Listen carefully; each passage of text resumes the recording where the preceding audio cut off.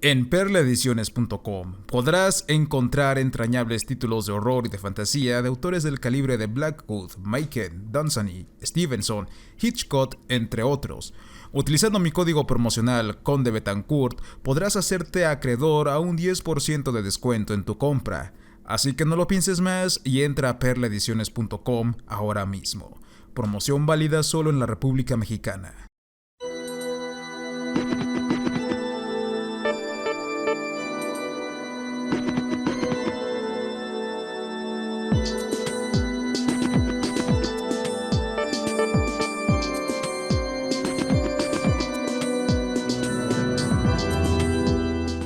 Hace un año aproximadamente, realicé un par de reseñas respecto a 5 libros de cuentos de Lord Dunsany, los cuales se hallan reunidos en un solo volumen de grandes proporciones, Valdemar Gótica número 116, en el que pudimos darnos cuenta de una pequeña fracción de la obra literaria que sentó las bases para la literatura fantástica moderna, y que al mismo tiempo se encuentra estrechamente relacionada con los aspectos de otros autores que son más reconocidos que el propio Dunsany, como es el caso de Tolkien, Lovecraft y Borges, mismos que no temen en considerar al gran varón como una de sus principales influencias. Dictaminemos, pues, que la gran mayoría de nosotros llega hasta Dunsany intentando encontrar una reminiscencia harto marcada de la ya antes citada tercia literaria en algunos de sus escritos, y si bien es posible advertir guiños muy fugaces de todo aquello, la realidad es que la esencia de tal base tiene su propia identidad.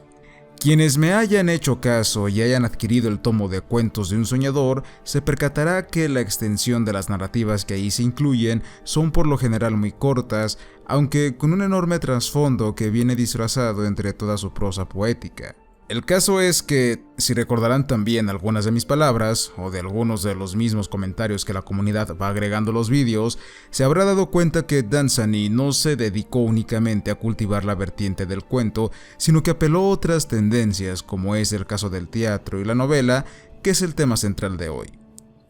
Fuentes indican que La hija del rey del país de los elfos es una de las primeras, si no es que la primera, historia larga escrita por Dunsany, cuya primera edición data del año 1924 y que procede, según mis fuentes, de un editor de Estados Unidos y no uno del Reino Unido.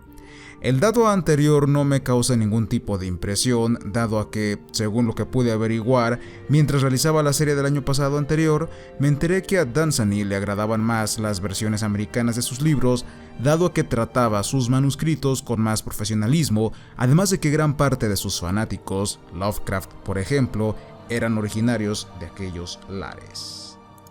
Quizás por su título tan sugerente, y retomando lo que comenté en un inicio,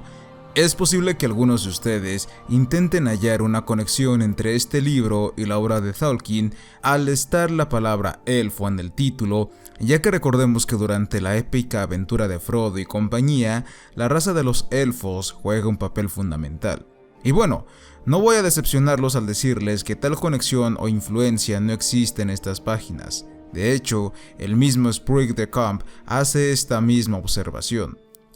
Durante el prólogo y el epílogo de la edición al castellano en la que me estoy basando, la que publicó Perla Ediciones hace relativamente poco, se comenta que la calidad y trascendencia de esta obra ha impactado tanto a lectores como al autor mismo,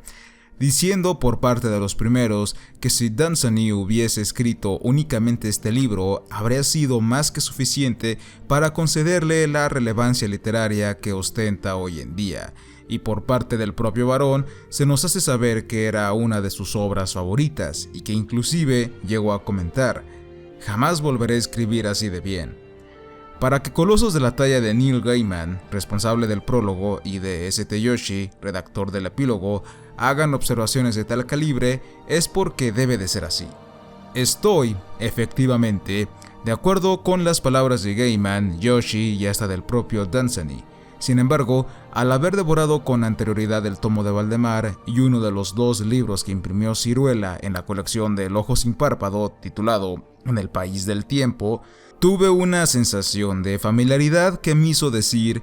esta novela la escribió Lord Dunsany al momento de degustar el ejemplar. sensación que para muchos podría traducirse en un mero acto de quizás de que el escritor se está repitiendo con sus enfoques y temas, aspectos que algunos de sus críticos más acérrimos le han reprochado, pero que no son más que meras apariencias que pueden nublar nuestro juicio si es que el ejercicio de lectura que hemos realizado es imperfecto y ante todo apresurado. Me he percatado que en los cuentos de Dunsany existe un elemento desesperanzador que actúa en un mundo que, gracias a sus agentes fantásticos y míticos, provocan un choque paradójico que nos deja un sabor agridulce, en el buen sentido, al llegar al punto final. Algunos de estos hechos, he de resaltar, resultan demasiado sombríos, llegando a rozar con el terror sin convertirse en ello plenamente, caso contrario a la obra de Machen.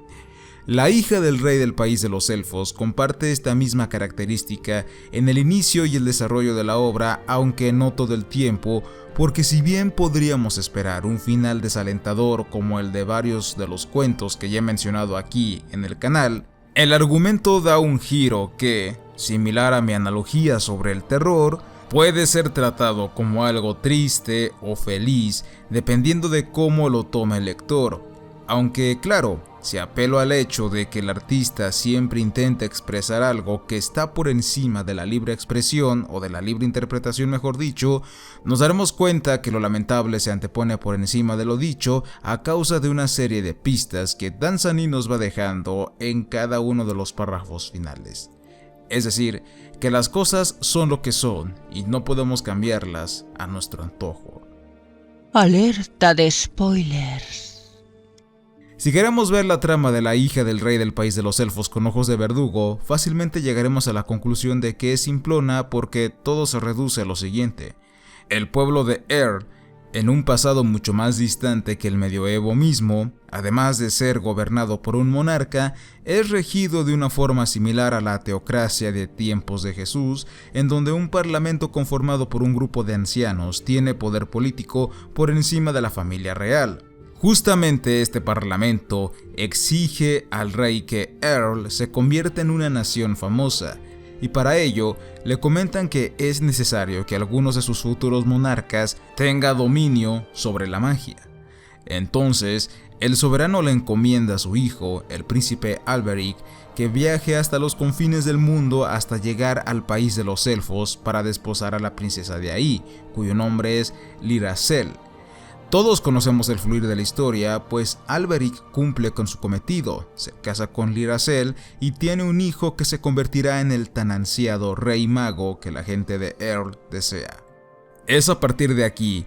en donde lo simple deja de ser simple y en donde podríamos reprocharle a los críticos de Dunsany los malos comentarios que le hacen, debido a que el conflicto de esta historia empieza a revelarnos aspectos propios de la condición humana, es decir, del realismo mismo, en donde nuestros instintos, pasiones y maldad innata arrastran a todos los personajes hacia el fatalismo, la melancolía y la desesperación, para decirnos a gritos que esta mera inventiva onírica ahora es algo con lo que podríamos sentirnos identificados. Pese a todas las brujas madrinas, espadas mágicas, duendes, unicornios y trasgos, los comportamientos que ellos llegan a poseer se vuelven congruentes porque es algo que se esperaría que pase en nuestra realidad.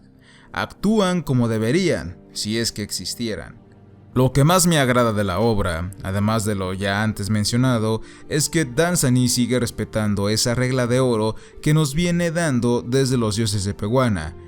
El artista debe de informarse antes de crear algo y, al mismo tiempo, brindarnos una porción de su propia cultura e identidad. Si bien Joshi nos recalca en el epílogo que Dunsany no era un hombre al que le interesaran los aspectos religiosos, cosa que dudo en demasía luego de leer todo cuanto he podido del gran varón, y que por eso, en la hija del rey del país de los elfos, no se apele a ese dualismo de la eterna lucha entre el bien y el mal que tan pésimamente se ha difundido en nuestra civilización occidental, sí me atrevería a decir que el texto apela a cuestiones bíblicas en dos grandes contextos. El primero, enfocado hacia su estética literaria, pues recordemos que una de las principales influencias de Dunsany fue la Biblia del rey Jacobo, y el segundo, que enfatiza sobre las intenciones reales de la Biblia, que se emparenta con profundos conceptos alquímicos al visualizar todas sus parábolas como doctrinas de sufrimiento y crecimiento personal para no transmutar el plomo en oro, sino para transmutar nuestra esencia en algo superior. Estos dos conceptos son más evidentes si le echamos un rápido vistazo a la versión inglesa de la novela para percatarnos del tono clerical que tiene, o si prestamos atención en las penas de Alberic y Lyracel que, al final, les ofrecen una recompensa, aunque vuelvo a insistir, esta sigue siendo igualmente trágica. No hay que olvidar que los valores y las bases de las sociedades anglosajonas, y ante todo su propio idioma, tiene como raíz la Biblia inglesa, y esto se hace más evidente en un miembro de la nobleza como lo fue Dunsany. Haciendo un lado mi faceta de beato para tomarla de pagano, pues recordemos que entre lo sacro y lo profano existe una línea muy delgada, los temas mitológicos que tanto le interesaban a Dunsany están de nuevo presentes aquí, ya que el tema de la magia, los elfos y todo lo que yace en esa tierra mágica tiene orígenes muy interesantes. Si recordamos los mitos nórdicos que tan fuertemente marcaron la cultura inglesa e irlandesa, a la que curiosamente pertenecía Dunsany, se tenía la creencia de una tierra en donde habitaba todo lo mágico conocida como Alfheim o Elfheim o Elfland, que significa hogar de los elfos. Similar a la novela, ahí habitaban diferentes clases de estos seres, cada una con sus particularidades que respondían ante el mandato de un monarca supremo.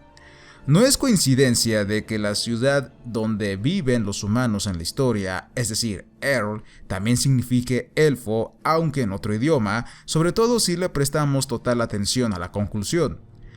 Muchos de ustedes podrían llegar a pensar, como buenos siervos de las ideologías de esta época, que el rechazo e intolerancia que el cura de Earl tiene para con las criaturas del país de los elfos es una referencia sobre la idea que posee el clero respecto a los temas mágicos y la superchería en general al definirla como meras artimañas del demonio, ¿cierto?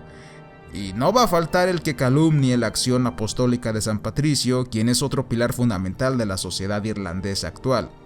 Si somos más realistas, el hecho se remonta hacia otras fuentes, algunas de naturaleza ocultista y no cristiana, si soy más claro. De nueva cuenta, el rey Jacobo vuelve a tomar un papel importante en este vídeo, dado a que en su libro, Demonología, en forma de diálogo, emparenta a las hadas como una fracción de los ángeles caídos que llegaron hasta nuestro mundo y que caminan, o mejor dicho vuelan, entre nosotros. Esta misma acción también la hace Lady Jane Wilde en su obra titulada Leyendas antiguas y supersticiones de Irlanda. Aún así, pese a su naturaleza demoníaca, Lady Jane hace la acotación de que las hadas son bellas y pacíficas y que no intentan hacer daño a los humanos siempre y cuando se les deje en paz, rasgo que, curiosamente, comparten también los elfos en la novela de Dunsany. En el libro que estoy leyendo actualmente, Narraciones ocultistas y cuentos macabros, de Madame Blavatsky, en una de las explicaciones que se nos brinda acerca de sus parábolas, se nos dice que los elfos pertenecen a una estirpe llamada elementales, que a su vez se emparenta con los demonios del canon cristiano y cuya finalidad no es otra que viajar por el viento al tratarse de entes etéreos que atormentan a los hombres con horribles torturas psicológicas. Sin embargo, aquellos que buscan el camino de la santidad o iluminación pueden someterlos a voluntad con el poder de su mente, cuerpo y espíritu. Los rasgos de condición demoníaca de los elfos están presentes también, de alguna forma un tanto extraña, en las creencias católicas si somos capaces de interconectar algunos datos, dado a que el padre Fortea, en su Summa Daimonica, establece que la condenación de Satanás y sus esbirros no se desarrolla en un lago de fuego como nos han mal acostumbrado, sino que más bien se trata de la privación del Espíritu de Dios y por ende de la ignorancia misma. Podríamos tratar de visualizar, luego de todo lo dicho, al país de los elfos como una especie de limbo en el que sus habitantes están privados de la salvación, la trascendencia del espíritu, motivo por el que son inmortales, o en su defecto, de gozar de una larga longevidad. No me estoy sacando esto de la manga porque es algo que Dunsany nos recalca demasiadas veces en la historia. De hecho, otra variable que se nos dice también en varios momentos clave es que, por algún motivo, los elfos temen a los ángeles y toda la corte celestial, pese a que poseen un dominio pleno de la magia, que es la fuerza de la mente, y que sin embargo no los vuelve omnipotentes, pese a que las apariencias dicten todo lo contrario. Esto podría darnos una pista de por qué las oraciones del cura, que simbolizan la fuerza del espíritu de la que carecen los elfos, aleja a los duendes y trasgos cuando estos llegan a Aeron. Es a partir de aquí en donde veo que todos los temas místicos que Dunsany nos compartió en la serie de los dioses de Pegana vuelven a aparecer, los cuales son un reflejo de su vasta cultura. Y tengan en cuenta que me estoy dejando atrás la importancia de temas como lo es el de las runas, que no son otra cosa que letras primitivas que denotan poder gracias a su simbología, la ruptura y la relatividad del tiempo, que en realidad no existe, y la dulce mentira, que logra satisfacer a humanos y elfos por igual, pese a la amarga realidad que intentan encubrir. En definitiva, La hija del rey del país de los elfos es un libro con el que podemos ver cómo lo pagano y lo sacro se unifican para darnos una obra repleta de los mejores datos culturales de ambos mundos, aunque uno de ellos no sea tan escandaloso como el otro. Quien no sea capaz de advertir todas las referencias que acabo de nombrar, igualmente podrá disfrutar del libro, aunque no sea a un nivel deseado, pues lo entrañable de sus personajes y escenarios los cautivará. A raíz de esto, muchos de ustedes podrían calificar la novela de bella y fantástica, empero, desde otro punto que cuente con mayor sustento, seremos capaces de visualizarla como una narrativa que posee un argumento que alude a lo decrépito y lo melancólico, siendo algo que se asemeja más al resto de las entregas de su creador. Amigos, eso ha sido todo por el momento. Ha sido un placer haber estado aquí con ustedes. Nos vemos y hasta la próxima.